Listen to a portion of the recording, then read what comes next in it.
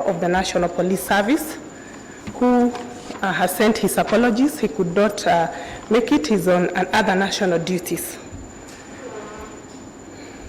During the elections,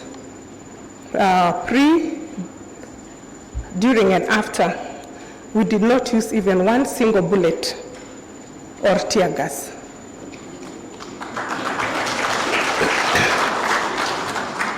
This was achieved through elections preparedness.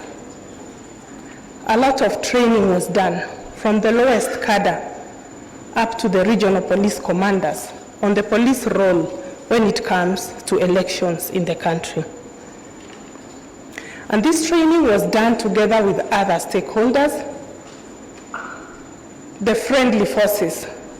We included them, the prisons, the NYS, because they also form part of election security. We were involved in the guarding of the ballot boxes, the polling centers, escorting even the boxes, and even the results up to the tallying center. We need to thank our partners and election stakeholders who assisted us, especially in the training part, and also in provision of other services, and especially the printing of elections manual that was issued to police officers to know their role, even at the polling centers. We collaborated well with IEBC to ensure that all elections material and staff are issued with security. We also had operational plans at all county levels where everybody knew their role when it came to elections and voting.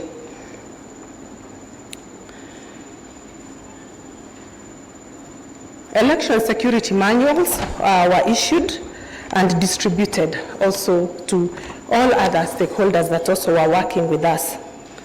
So I also wish to state that going forward, the National Police Service will continue fostering close partnership with Independent Electoral and Boundaries Commission and other election stakeholders.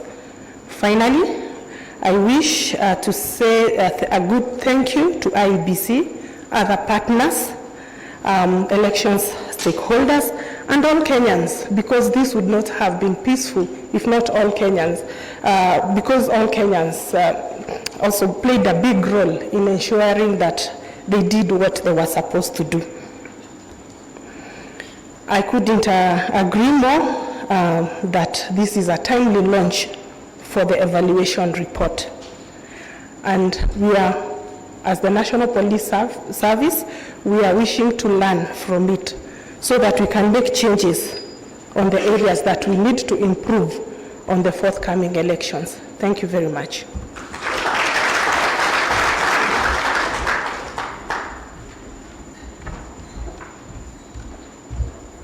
Thank you very much, Madam Lamet, and for the collaboration the Commission has had with the National Police Service in ensuring that there are no bullets or tear gas during the general election. We appreciate that. Allow me to welcome Mr. Gershom Otachi to come and give his remarks. He is the chairperson of National Lands Commission, and before we invite the chairperson of the Council of Governors, we ask TSC to be on standby for just a small choir. Thank you.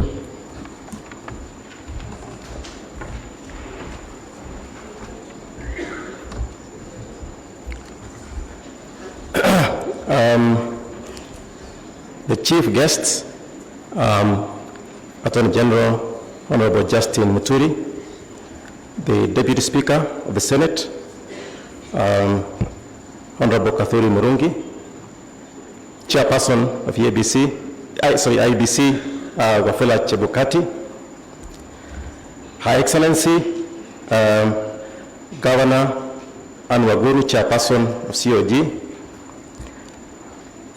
members of the Diplomatic Corps present, the Bombers Choir,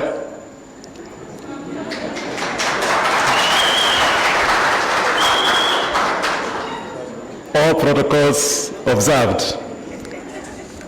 May I start by recognizing my colleagues, because I stand here as the chair of chairs. May I start by recognizing my colleagues, the fellow chairs who are present. Kindly stand up. We have the chairperson, IBCI, not seeing well enough, the chairperson, Kobia, Ronald Kobia. We have Muturi. I have a bit of problem in the eyesight. SRC. Sorry.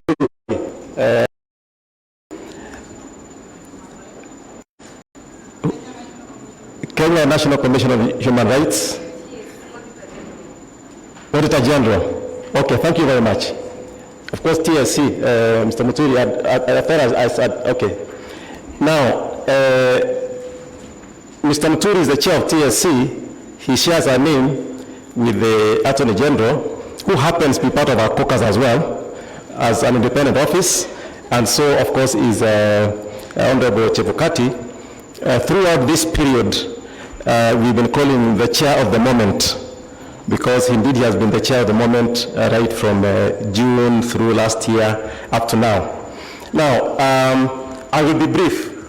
It gives me great pleasure to join you this morning during this engagement that is of great importance to our nation's journey of democracy and, by extension, constitutionalism. On behalf of the Constitutional Commissions and independent officers, allow me to convey warm greetings from my colleagues, those present and those who are not here. Now, I'm happy to report that the member commissions participated and were represented in various activities in the lead up to the elections. There were those who were more actively engaged than others, and I'll single out NCIC, CAJ, EACC, NGEC, and Kenya National Commission for Human Rights, amongst those that were very active.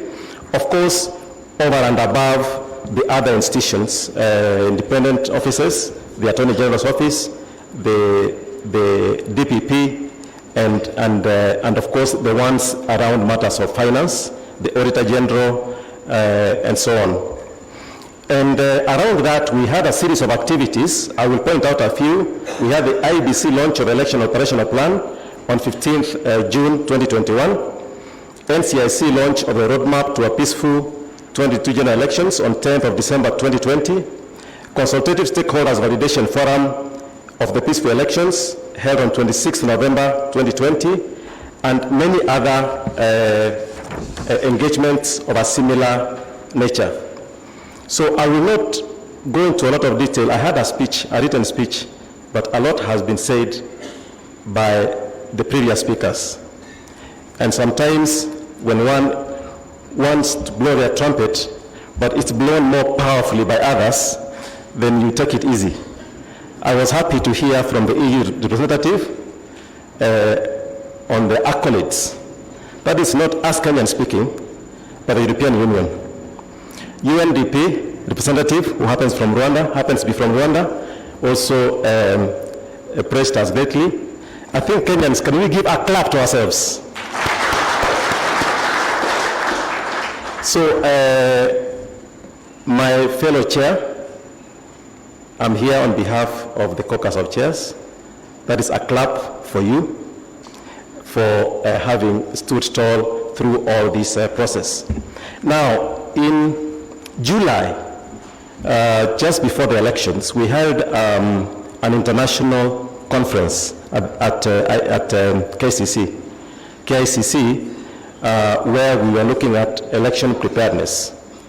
And in that conference, I made remarks to the effect that we have traveled a long journey in the election processes in Kenya.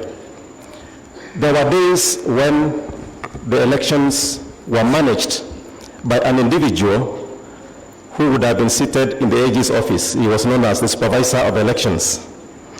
So that individual is the one who managed elections across the country with the help of the then district commissioners, now they are county commissioners, and they are the ones who managed the elections.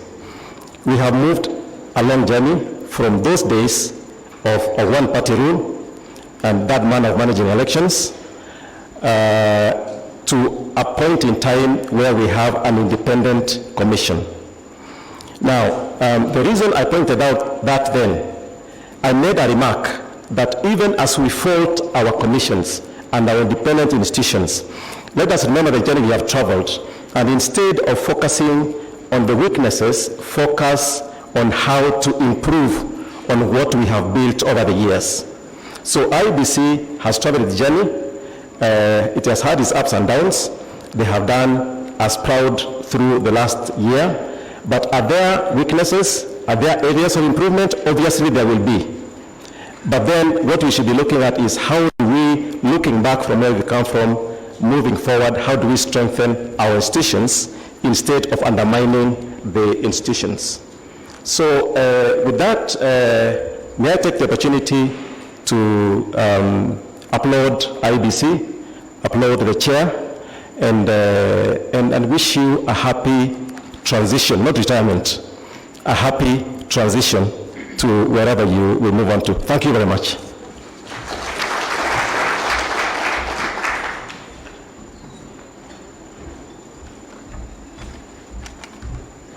Thank you very much, Mr. Gershom Otachi, Chairperson, National Lands Commission, and is also the Chairperson of the Chairpersons Forum of the Constitutional Commissions and Independent Offices, CCIOs. Thank you for your collaboration with the Commission and the support, especially around the Chairman of IBC during the general elections.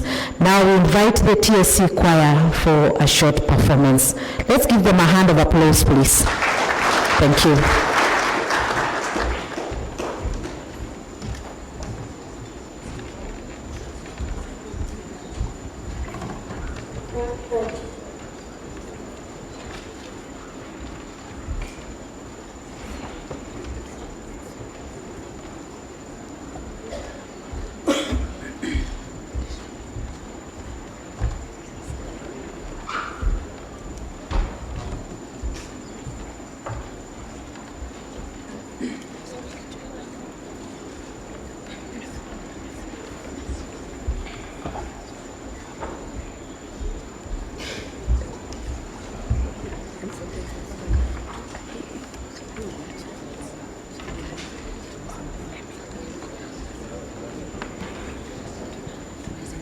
Teacher Service Commission Choir brings you one song titled Katiba Yetu ni Nguzo Yetu.